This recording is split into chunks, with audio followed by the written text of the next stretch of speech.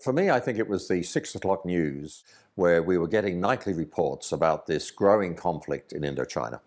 I found myself deeply troubled by what I was seeing. I didn't like the rhetoric that was coming out about this. I didn't like the messaging that was being said, and I felt wrong about the war. Now, it was also at that time that the government announced they were going to introduce conscription, and I felt strongly opposed to that.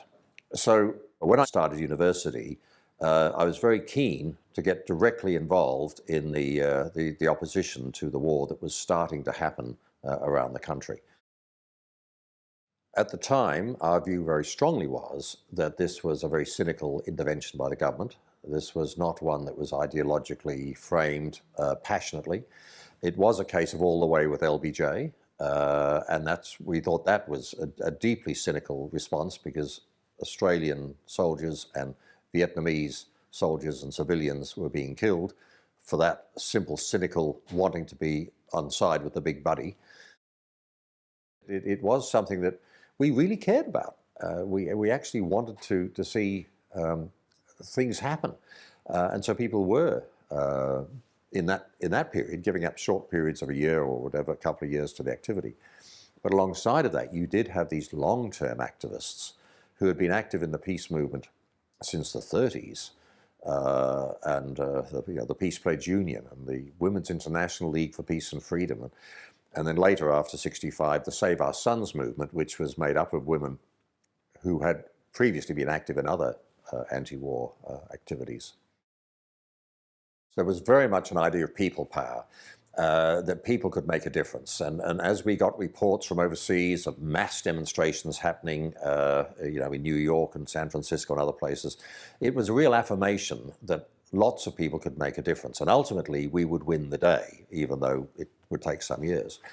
And so that was very much at the bedrock of what was happening. But not only just about the people power of those who had an opinion, but to actually tackle people's opinions who didn't have the same opinion as you. So we felt that the most effective thing we could do in trying to tackle government policy, to take on government policy on conscription and the war in Vietnam, or later in Indochina, was to not only confront the government, but also to reach out there for public opinion. And so when we had the first moratorium in South Australia in May 1970, we determined that we would letterbox every house in the metropolitan area, because we thought that it was going to be by those sorts of changes of opinion that the ballot box would ultimately be effective. That period of activism against the war it taught me an enormous amount. First of all, I learned mechanical things about how to give speeches, how to handle press conferences, how to handle opposition, how to chair meetings, how to organize campaigns, all of which would be enormously valuable. But I suppose more importantly than that, I learned an enormous amount about the chemistry of the formation of policy and public opinion, the interaction of those with each other, how you really can achieve a great deal by swinging public opinion. And this isn't simply relying upon the silent majority, it's actually trying to talk about an informed public opinion. And so that would really affect me later. Now, later on, there would be some who would be angry at me for my having been involved in the anti-war movement and who would never want to support me. I didn't worry about that. But what I did feel, I brought from that experience a lot more knowledge about the body politic in the wider sense.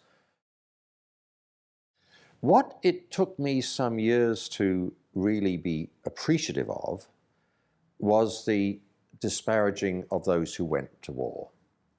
I was never conscious of that at the time. If anything, we felt we didn't have a personal attitude towards the individual soldiers, the Nashos and the volunteers. So I really had no sense then of what it turned out later I discovered was palpable, that returned vets were having a terrible time.